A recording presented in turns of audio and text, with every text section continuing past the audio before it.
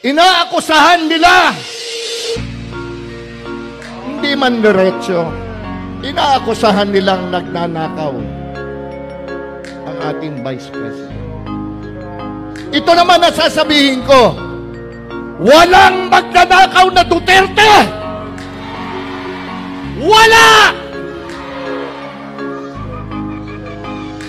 Ang lahi ni former President Rodrigo Roa Duterte ay nananalaytay na dugo sa mga ugat ng kanyang mga anak. Kaya tandaan nyo, walang magnanakaw na Duterte kailanman.